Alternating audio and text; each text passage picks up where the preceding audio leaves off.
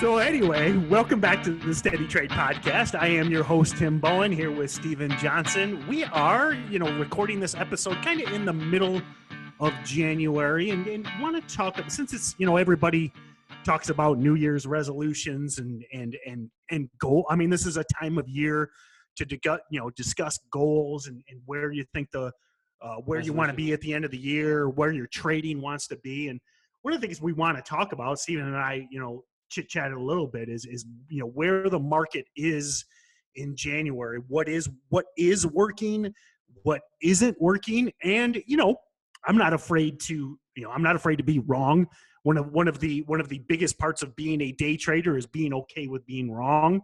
And I've got a fair amount of predictions for 2018 that I'd be willing to make, and we can maybe when we come back we'll see if I'm right or not.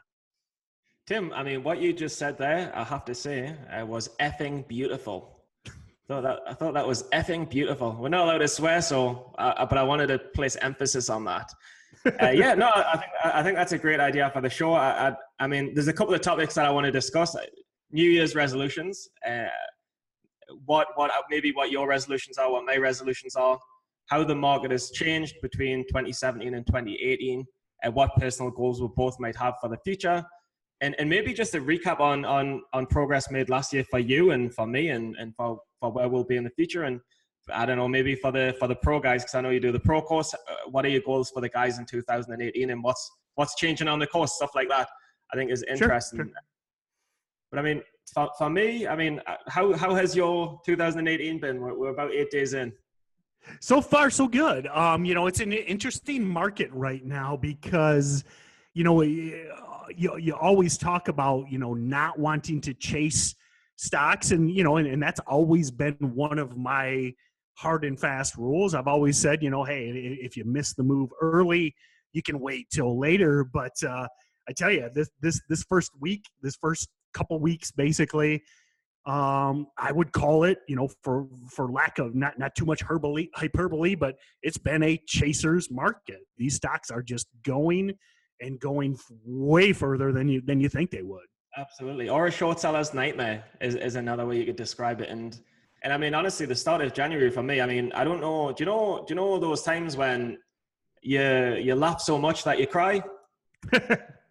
Yes. Like I've been crying a lot, but it's not been through laughter. It's been through pain and torture. And it's kind of funny, but it's one of them things that's funny, but not funny at all at the same time. Sure. But I mean, some of these, the one that comes initially to mind is CNET, and actually let me bring that up and I'll share my screen real quick here. This is a stock that again, is a classic. What you would say in the past would be a classic short sell opportunity. And ultimately, let me get a 10-day chart here and let me get your mug out of the way. Tim, this is beautiful. We're live discussing trades on StocksToTrade. I mean, not on StocksToTrade, on Steady Trade, using StocksToTrade. So, cool. A stock like CNET, I mean, a Chinese-based, social network, basically. And, all they did was issue a press release that said they were somehow getting into blockchain, which we'll probably talk about blockchain and cryptocurrencies a little bit today. But, that has been the theme lately is these stocks issuing these press releases, say they're pivoting into cryptocurrencies or pivoting into blockchain, and they spike and they fail. But man, CNET is just a classic example of this day. Back on last week on Thursday, it spiked 300%, starts to fade, and then rips again from another, I think, 300%. Starts to fade, starts to pull. Everybody kind of thinks it's a short sell opportunity midday, late day, and then proceeds to go from $4.50 a share to $12 a share in, I don't know, half an hour. Again, short seller nightmare, because this stock is most likely doomed. But if you get in front of that freight train right now, I mean, this is the type of stock that can I mean, they can really ruin a trader, like put you out of business as a day trader. Yeah, no, absolutely. And this is why I've got to cut them. It just reminds me of a good lesson with IZEA. But just talking about the Chinese stocks, because literally it was the weed stocks at the very start. It's the importance of following sector momentum has never been more important. The fact that with the weed sector, with blockchain sector, with the Chinese sector just lighting up, I mean, literally it has been like the United States of Chimerica these last few days. It's been like a Chimerica trading revolution, right? Because it's been mental the last few days. I thought Donald Trump had joined China and America together, and this is why the stocks are running. But it's not. It's blockchain. You know, and that's again, you make a very good point, and that would probably be, you know, if we like to be educational as well as entertaining, and that is one of the biggest things that you can, I think, if you're a new or aspiring day trader, is focus on, you know, what is hot. We are in a very news heavy market right now, and what, like you said, whether that be marijuana, and actually marijuana stocks are back again today, or it be blockchain, or it be China plays, or now actually this week is the Consumer Electronics Show, and we've already had a couple runners today just based on the fact that they are appearing at the Consumer Electronics Show. I mean, I'm as bullish as they get, but I'm not going to buy, I'm not going to, buy into the fact that a stock should be up 20, 30, 40% simply because they're appearing at a trade show. But the point is, any type of catalyst, any type of news is moving stocks right now. Yeah, but I mean, but it's funny though, because but first of all, the one difference, because I guess the difference between last year and this year, the one difference between this year and last year is everyone's just thinking like, what's going to be hot today? And they're like, weed's hot today, blockchain's hot today. No, China's hot today. And people are jumping between sectors and chasing the sympathy plays. And I've never seen it switch momentum like that fast before. Do you have an answer, Mr. Timbo, and why is this happening? I first of all, I have never seen that either. You know, I'm roughly 10 years into this. I've never seen, there is always a hot trend. You know, I pick on Jim Cramer a lot, but ultimately, he's very successful at what he did. Confessions of a Street Addict is a great book. We may review Confessions of a Street Addict. It is a very good story of Jim Cramer's early years. But, he would always say there's always a bull market somewhere. And that's always been true in these low price stocks, where there's always a hot trend. But what has changed last fall, and especially late December and now January, is we have 3 to 4 hot trends at once, which you talk about, kind of where I'm at in my trading and stuff. I tell you, I have failed to maximize the potential because every day it's like fireworks going off. I mean, you got 10 weed stocks going. You got 4 China stocks. Today we had 3 or 4 blockchain related plays running. I mean, there is just stuff running everywhere. Yeah. And the thing with these trends is you can't be too late on them, because just a couple of weeks ago, I was thinking, shit, I better look at the Bitcoin price more regularly and get a sense of how it's doing. And if I'd done that in maybe a month ago, 5 weeks ago, you could be killing it. When Bitcoin was running at 20,000, if you were playing the sympathies of Riot, NXTD, I don't know if it is Watt a sympathy of Bitcoin. It's more Watt is actually a good style. Watt is a consumer electronics show. They've got wireless charging, and they're one of the ones that are presenting at CES, and that's the only reason they're up. So why they're up. Okay, but yeah, if you look up the sympathies of Bitcoin, there's money to be made there. And actually, just as a side note, just real quick as a tip, if you're listening, you can go to the StocksToTrade YouTube channel, and I did a quick 5-minute video on how to use the software to keyword scan. And I mean, again, this morning, you see them. They come in. If there's blockchain, if there's crypto, if there's Bitcoin in the headline, they don't all run, but geez. 90% of now that doesn't mean they're going to be profitable trades. Doesn't mean you're going to time it right. Doesn't mean you're going to get a good entry. But all of them run. I mean, my favorite was Hooters. BURG. I love Hooters. I love Hooters. I could spend all day in there. but nope. Go I'll be ahead. a Go ahead. fat. No, I'm just saying I'll be a fat degenerate alcoholic. This is why I'm better in Dubai where I can be sober. But being sober has done worse for me trading. I don't know. This is arguable.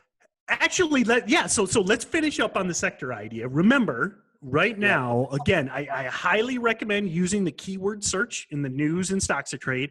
I highly recommend as being, be a part of being a well-rounded trader is being, aware of your environment. I mean, obviously, a lot of you guys know I hunt. Okay, if you're out there hunting, you need to be aware of everything that's going on around you. And so my tip is, read business news, read, go to Reddit, see what the hot trends are.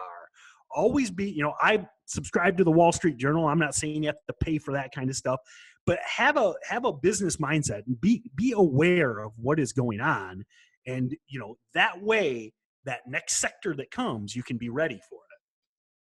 Yeah, absolutely. I fully agree. But can we bring up Berg? Because I think Berg's a good example of how you can play a blockchain and how you shouldn't play a blockchain. Because yes, perfect. So let me. Yeah, BURG was the first trade of the year, and that was when I was still I was up about 3,000 on the month, and it was my first trade of 2018, and I nailed $300 on it. And I was like, this is my this is my month. This was the trade before it all went wrong. So what I want you to do is recap your trade. Let me set you up. Let me set you up here. So BURG, it's on the screen if you're on YouTube. So this is a restaurant management company. They own, again, Hooters, other restaurant chains. Again, not saying it's a good or a bad company, but if you look at your screen, the day that Steven traded it, this stock had been trading. Let me look at the 1 year chart here. For 9 months, the stock had basically done nothing. Then on the second, so the first trading day of the year, basically, they announced that they were going to, and I may not get all of these details right, but I will get it close. Basically, they're going to have a membership rewards card, basically like a lot of restaurants do. The more you visit, you get free stuff, whatever. So they announced that they were going to give their loyalty program some sort of cryptocurrency. I don't even know if it was Bitcoin or whatever. So very sketchy news. I mean, the fact that my rewards card, the more I spend at Hooters, maybe I get $5 a month in cryptocurrencies. Okay. Does that merit the kind of spike that Berg went through? So now give your trade idea and your plan. Yeah, no, I mean, for me, every single PR that I've seen about blockchain that has some sort of news of in the future it might implement it, or it's going to have a payment gateway for it, or it's investing in technology to enhance, I don't know, like it can be literally anything as long as it's not more of a legit one like Riot, as long as it's not more of a legit company. Any kind of retail business or store or cafe that announces anything to do with blockchain, the continuous trend that I've seen is that it spikes pre-market, it never holds its highs, it comes back down, and then sometimes throughout the morning you might see a double bottom or a high or low, and then it ends up ripping in the afternoon. And I've seen this happen over and over. So I was just like, every time a stock spikes big, I'm gonna short it when it looks like it's gonna come down. When it's maybe double topped or it makes a lower high, I'm just gonna short it back down. And if it makes a new high, then I'll cut it. And with blockchain, honestly, I've done it a few times and it's worked. But I've been caught out because for the likes of IZEA, they were the CEO. Well, actually, real quick before we move on, what was your? I've got the chart for last week on Berg on screen. What was your trade on that? I mean, I was when I saw it pushing, because I've seen the pattern so many times before, and because I saw the chart was a failing chart, I was short in the 5s and the 550s. Went up to the 6s and they came all the way back down. And I remember covering. So my average was about 575, and I remember covering around the low fives. I didn't quite take $1 a share on it. I was about maybe covering in the 520s as an average, because I just didn't think it would fail as big as it failed. Yeah, I think, and again, just kind of obviously it's reverse engineering it, but I think that's a great exit. Again, you know that these things are, that we're getting multiple rips a day out of these. Yeah. And my opinion is, especially if you're shorting stocks, volatile stocks in pre-market, and you get a 70, 80 cents a share of gain in a matter of minutes, you take that gain, baby, and run away. So I while I'm not in love with shorting a screaming stock in pre-market, I love your cover. I think even though the stock ultimately went, almost $1 lower, I think that was still a solid cover. But then on the flip side, I try to do the same thing. Just an example of why this might not work or why you can get caught out. So IZEA, in the afternoon, they popped up, and it was the CEO literally tweeted. He tweeted a picture. This annoys us because it's so ridiculous. He tweeted a picture of some boxes that said blockchain on, and he's like, "Oh, big news is coming! #blockchain."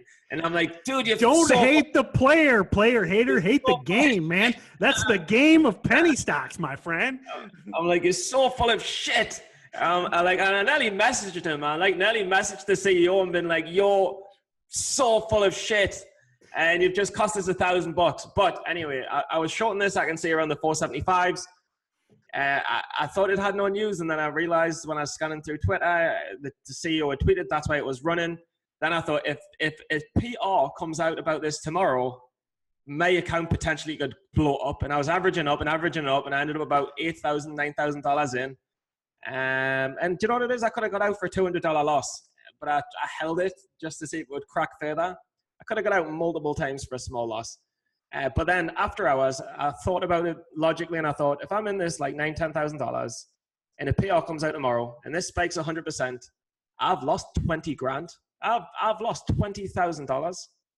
And I thought, do I want to risk losing $20,000, or shall I just cover into the after hours, and it's going to be like a $900 loss? But I'll be safe to trade another day. Yeah, and just so if you're listening and you're kind of new to short selling, Steven isn't drunk. Those numbers are right. Those numbers are right. When you can't, now that is the dilemma, or that is the crux, I should say, of short selling. You can lose $20,000 on an $8,000 position. That his math is correct. If you were like, wait a minute, did he say that backwards? No, he said it right. But do you know what it is? If I'd held it, I would have probably got out break even, might have got out for small profits.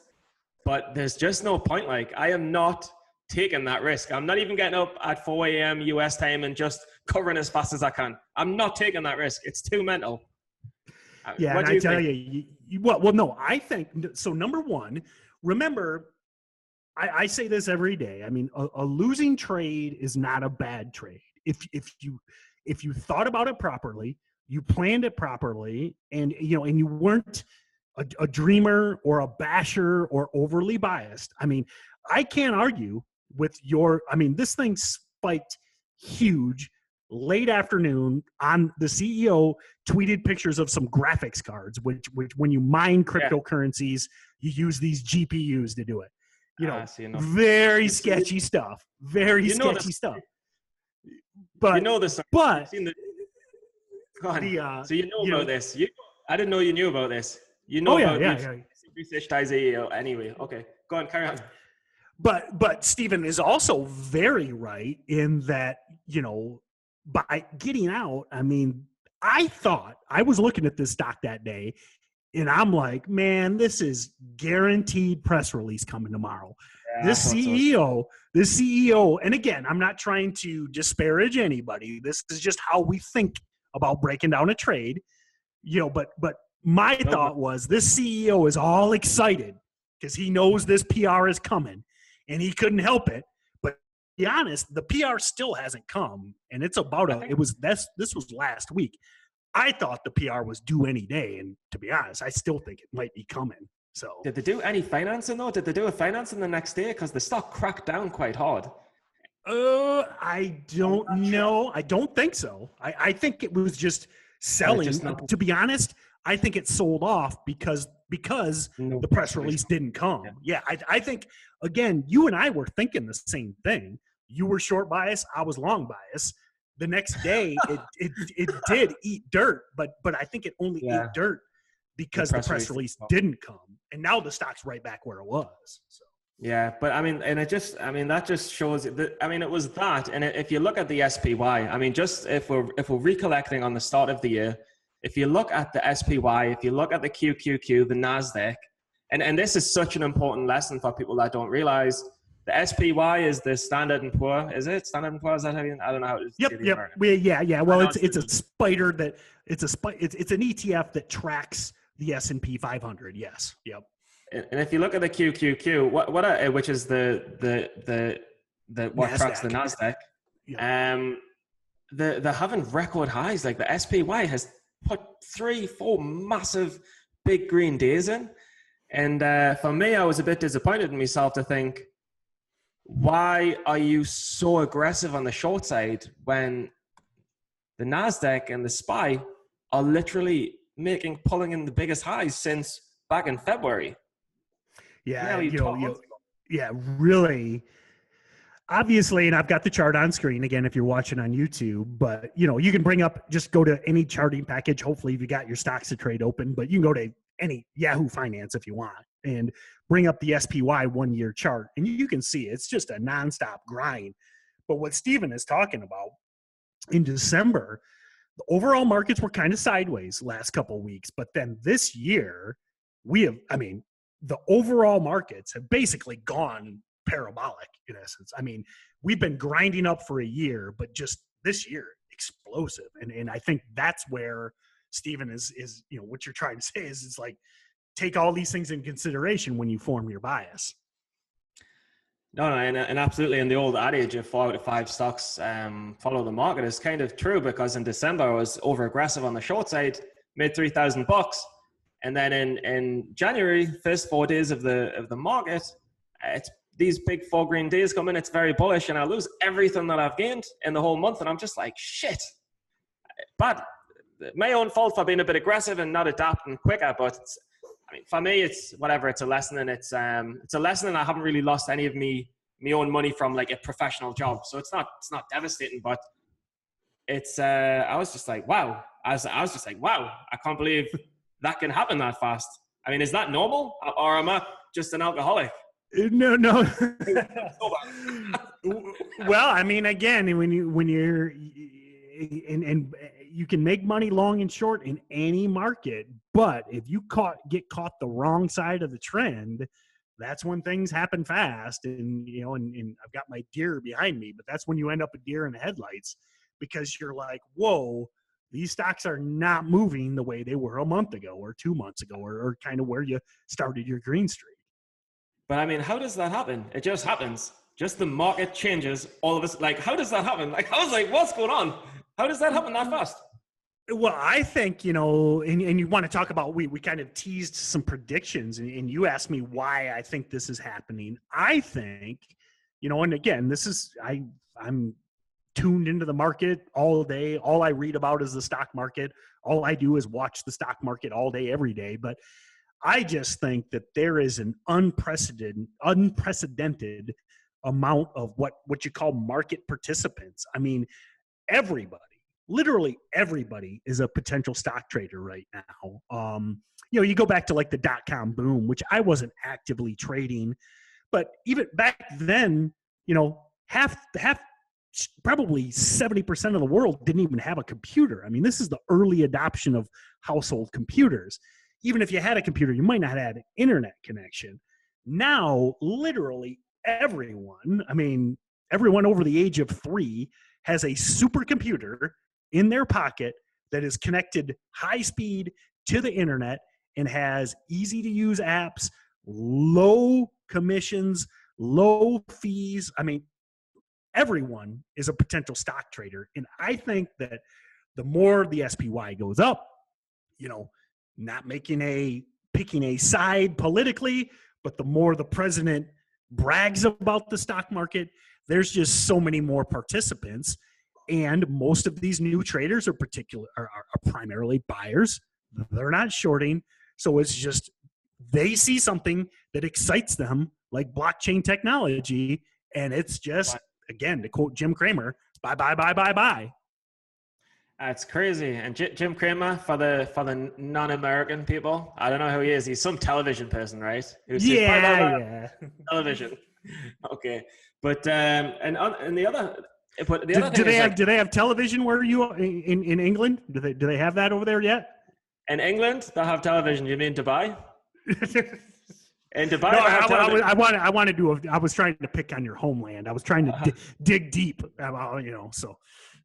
No, it was kind of funny. I was watching something by Trevor Noah on The Daily Show, and he was talking about how English people complain about immigration, but we should be the least likely people to talk about immigration when we invaded everyone else's country.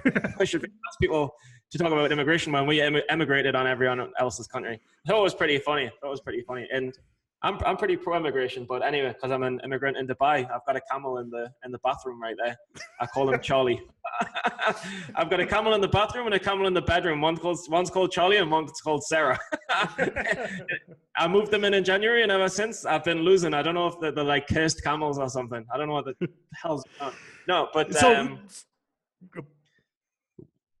let's talk about your January. So what changes have you made, and how do you think they're affecting your trading or not?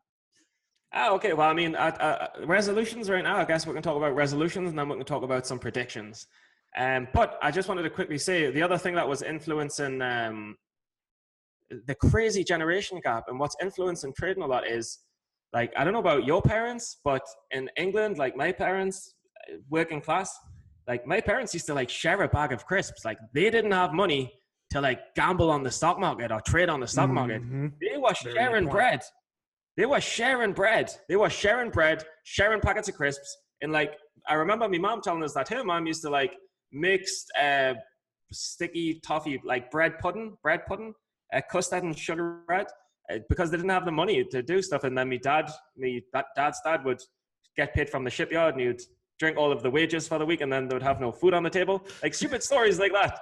But like my life was nothing like that. I had like PlayStations and shit. So my kid's life, well, everyone's got more money, so more people have got to think, well, what will I spend it on? Very, very good point. Yeah. I mean, again, I grew up middle class, grew up on a farm, and, we weren't poor, but if the TV broke, you might go a month with no TV. If the microwave quit, you might go a month without a microwave. And yeah, I mean, very, very good point. I hadn't really even kind of brought that into my thesis, but yeah, I mean, you look, and then again, you look at my life, growing up in the 80s, your life growing up in the 90s, but then you go back to growing up in the 60s and 70s. No average Joe was putting money in the stock market. They didn't have extra money to do that. No, but I mean, it's crazy. I know I'm in Dubai with loads of camels and sand and stuff, but I mean, even people in England have got money. Like people in working class places in Newcastle, they've got a couple of thousand pounds, where they'll be like, which is $3,000. They've got $3,000 to invest in the working class people working in factories and stuff like that. So anyone can do it. So for me, the market's only going to get bigger and bigger and bigger. It's going to get the barrier for entry is going to get less and less and less. So it's going to explode in the next 20 years. So learn now, capitalize, and be a millionaire in 20 years, ideally. Well, and that's one of our motivations behind doing this podcast, obviously, is to help people, because we know, odds are you might have found this podcast because you were Googling learn how to trade or how do I day trade or whatever. And you might have, if Google's doing its job, maybe it sent you here. And yeah, I think it's an incredible time. I mean, it just, again, with 10 years of experience, I remember 4 years ago when we were like, holy cow, the market's nuts. And it's like, Nothing that 4 years ago, the market is nuts, is like a level 2 on our and we're like Spinal Tap. It's turned up to 11 right now. I love that. It's like Rock and Roll Thunder by AC/DC. We're doing The Walk of Life by Dire Straits. I could go on and on. But if I'm going to say resolutions, for January, I had a brilliant last year. I mean, last year was pretty much me first kind of year of trading. I'd learned a few months before, but last year, looking at the numbers in 2017, I managed to finish overall profitable. So I had my first profitable year. So that was super, super cool. So for this year, my goal is just to finish profitable again. Like if I'm plus 10K, I'll be over the moon. I'll be on top of the moon. I'll be like Neil Armstrong saying it's a giant leap for mankind. Like I'll be super happy with 10K profits. And Stephen, that's one of the things, again, I know obviously listeners of the podcast will know my hobby is giving Stephen a hard time, but that's one of the reasons that I respect you so much. And one of the reasons that, we had worked with you to get you. What was that? About your respect. Probably. But I love your attitude and the fact that you're, again, and we've talked about this before, but the fact that this is a process and you're not sitting there, obviously we interviewed Roland Wolf and I would love to see you turn 4,000 into 500,000 in a year, but I mean, that's an outlier situation. And I love the fact that you're taking, a realistic, long-term approach to this process. But there's two things with Roland. One, he's admitted that he's addicted to it, and he sits and watches the screen for 15 hours a day. Like I'm looking at charts for 2 hours now. I'm like, get me on Tinder. Do you know what I mean? I'm like, get me on Tinder. Find a fit girl. I'm going on a date, and I'm gonna have 4 pints. Do you know what I mean? Like I'm just being honest. Like back in the day, about a year ago. Like I could do like 8 hours, but I had to be like, do 2 hours, go for a run. Do 2 hours, like watch your favorite TV show for an episode. Do another 2 hours, then just start having a few beers and then learn while you're having a few beers. Like I cannot study for 15 hours straight like he can. I cannot. I mean, maybe I don't have the interest. Maybe I don't. Like not to his level. So, but I totally agree that that's one of the things that has made him an outlier for sure. Definitely, like he loves watching red and green candles go up and down. Like he loves it more than anything. He loves them candles up ticking and down ticking, and he's dead good at it. He's dead good at it. But like people are good at different things. Like I'm good at Tinder. Like I'm good at swiping girls. Not the best ones, but I'm good at picking up average girls. Like I'm dead good at it. But like he's dead good at trading stocks. But like what I want to get good at is I just want to be average at meeting average girls, average to good, and I just want to be average to good at trading. Like I want to find that balance where I'm average to good at picking up girls, average to good at trading. And I'm happy with that. Like I'm an average to good guy. I'm not an exceptional guy. I don't want to be an exceptional guy. I want to be an average to good guy. So that's why I don't get downhearted by not being Roland. Like I know for a fact, like Eric Russell, I know even Tim Grattani wasn't consistently profitable till his 15th, 14th month. Even Roland's kind of an outlier to Grattani. I don't know. I don't want to say that. Because I know Grattani made $1 million in within 18 months or something like that. But these guys, they have unique special talents. I mean, I think you took a couple of years before you got it. I think I took a couple of years. I know that Ed Bogey, he's 3 years in and he's up 40, 50K now, but it took him 3 years. Mm-hmm. Yeah, and that's there's no more true saying in trading than there is no such thing as an overnight success, and and it's like that in anything. I mean, if you actually look behind an athlete or an actor or a performer or whatever, I mean, it's like the Beatles played in shitty bars for like 6 years. No one thinks about that. They think about Beatlemania and, everybody freaking out, but they don't think about the 6 hours playing in shitty bars, or 6 years. No, and I just want to say, like, the worst, most hardest time ever in trading is your first year, where you're thinking, I keep on losing small amounts of my own salary. I'm working for this money and I'm losing it. And will I ever get it? Will I ever get it? And like for me, like, yeah, I lost $3,000 last month, but at the same time, like it was money that I'd gained. It's in one hand, out the other. It's not money from my salary. And like, once you've got it once, it gives you the confidence to know that you can definitely get it again. So for me, I just want to say to people, the worst is that first year. And I think, something I talk about in StocksToTrade Pro a lot is, especially as a new trader, exactly that. I mean, just focus on wins, green trades. Again, that's something I give you credit for back in the beginning.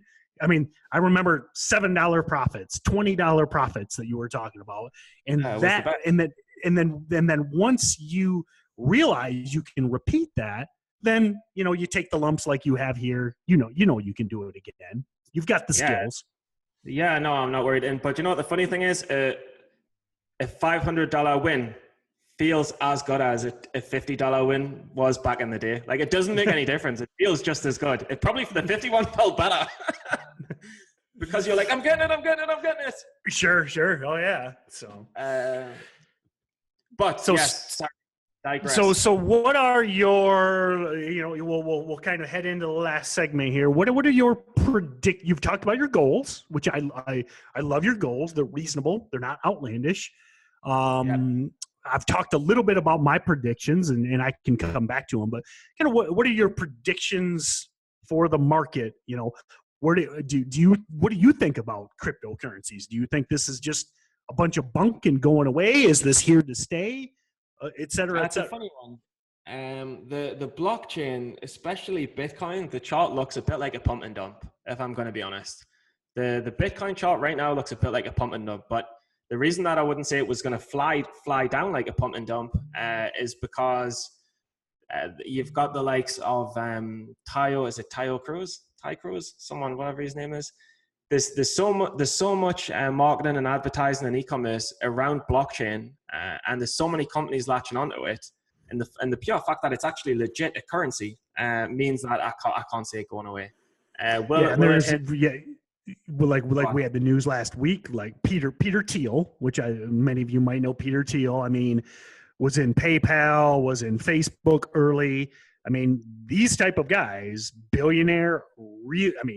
Check out Peter Thiel. He's about as smart as they get. They're putting hundreds of millions of dollars into blockchain and Bitcoin. This is, and again, I know you're not saying it is a penny stock pump and dump, but there's no $1 billion hedge funds putting money into a penny stock pump and dump. It's not, the chart looks a little bit like a pump and dump, but sure, the fundamentals are no further from the truth of a pump and dump. It's the complete, it's the antithesis. It's the antithesis. A multi-syllable word from Steven. I know other big words. I need to. It reminds us of a date that I was on. Give me another one. Give me another big word. Go. It was. I was on a date with a girl, an Irish girl, and she wasn't the smartest. She was like an Emirates flying girl, and she was saying, "Oh, I'm such a good procrastinator. I procrastinate all of the time." And I was like, "You do know that procrastinate means waste time, right?" I didn't tell her. I was like, just let her live her own world. But anyway, it just reminded us of a funny story. Such a beautiful Irish girl. But anyway, we digress. We go a little far. We go a little bit far. That wasn't bad. That was a nice use. Yeah. We went far away from the story. So where do you think the market will be? When we're back here, on the Christmas episode of the 2018 Christmas episode, which if you haven't checked out the Christmas episode, I highly recommend it. Not like numbers, but like where do you think the stock market will be? Yeah, I'm going to make an outlandish prediction, and I'm going to say that blockchain will become an increasingly big industry. I don't think there's anything that kill it. I'm going to say that I'm going to make an outlandish prediction and say that Bitcoin will not be the leading crypto by the end of the year. I would not dispute that. I'll make that prediction in blockchain. In terms of the weed sector, yeah, I mean, I don't know enough to say. I probably think the weed sector will be probably where it is today. I can't see more things getting legalized or too much changing. I'd say the weed sector will be more or less where it is now. The blockchain sector will have surged, and there'll be another 200 blockchain-related companies on the NASDAQ or on the New York Stock Exchange. And I'd say that it's another year of all-time highs for the SPY and the NASDAQ. What about you? Well, we don't often agree, but we agree on most of those. I mean, I think that, I've actually been trading Ethereum lately. I think that's the right way to pronounce it. Mainly because I like the way it moves a little bit more. Bitcoin's gotten a little choppy, but I think that there will arise I think there will be a new Bitcoin for 2018. Maybe it's Ethereum, maybe it's Litecoin, maybe it's Ripple. But I think that this is not going away. I just look at, and as amazing as trading is right now in equities, and I agree with you that I think the SPY will just keep grinding higher all year. But the interesting thing about the cryptos is, I mean, these are accessible to anyone. I mean, how safe is it though? You could be in the middle of Antarctica as long as you have a cell phone. The thing with cryptocurrencies, especially a lot of the altcoins they call them, I mean, you can trade them with $100, and there's people making 500% on these things. Now, you have to have a plan. You have to stick to it, things we always talk about, but I do not see crypto trading going away, and I just see it continuing to grow. But what's your personal goal? What do you want to achieve in 2018? I've told you mine. It's just make 10K. But what's yours? Yeah, mine are more along the lines of what we're doing here and what we're doing with StocksToTrade. So, I mean, I'm sure a lot of the listeners know the Steady Trade podcast is brought to you by StocksToTrade. And, we've got a bunch of amazing stuff coming with StocksToTrade in 2018. Big features. We've announced some of them. We've got some unannounced. And, my goal is really to continue to drive that product forward, and make it the best stock trading platform there is. I want to, my title at StocksToTrade is lead trainer. So as a trainer with an N, my goal again is to create as many consistently profitable traders as there are. I mean, or as there can be. If I could have, 200, 100, 500 people walking out at the end of 2018 saying, I've got the skills, the abilities to recognize these things, to break down trades, to recognize opportunities. And now I can make $50, $100, 500, 1,000 a day, whatever that number is. Those are my goals. I mean, I think about helping people with the podcast. I mean, my goal is that this is probably completely unrealistic, but I would love for us to be the #1 rated podcast on iTunes, which, if you don't mind, leave an iTunes review. But those are where really my goals are, driving the StocksToTrade platform forward. We've got a mobile app coming. We've got a bunch of amazing stuff, and make it the best product it can be, as well as, ultimately, it doesn't matter how good the product is if nobody knows how to use it. And that's why I'm here to help people learn about this amazing opportunity. I mean, again, I know you're still kind of new, but I remember the dark days when we didn't have 10, 12 stocks running a day, plus cryptocurrencies, plus all this stuff. It's a tough road. It's a long road. It might take a couple of years, but the sooner you start, the sooner that you'll start being able to take advantage of the opportunity in the future. And honestly, I know it's been 18 months, this journey, and it's honestly probably tougher than I thought it was going to be. But I think I'm 60% there or something like that. I'm halfway there, hopefully. But yeah, I love the goals. I love the resolutions. I'm excited for StocksToTrade in the future. I'm excited to be using it in the future. I'm excited for the mobile app. I'm excited for hopefully another profitable year. And I just want to add one more thing. I'd like to have a girlfriend by the end of the year. Well, now let's not get, I threw out some pretty unrealistic, crazy, wild goals, but I don't know if are you really willing to go on the record with a goal that outlandish? Honestly, if any female listeners are listening, like I can give you my all right, phone we're number. done. We're done. Hi, this is Latrina from Frederick, Maryland, and I like to clean my kitchen while listening to Stephen and Tim on the Steady Trade podcast. You can register to win prizes at their website, SteadyTrade.com. And if you really like what you hear, give the podcast a 5-star rating and write a short review on iTunes. I did. And this is how we say goodbye in Frederick, Maryland. All right, how do we start?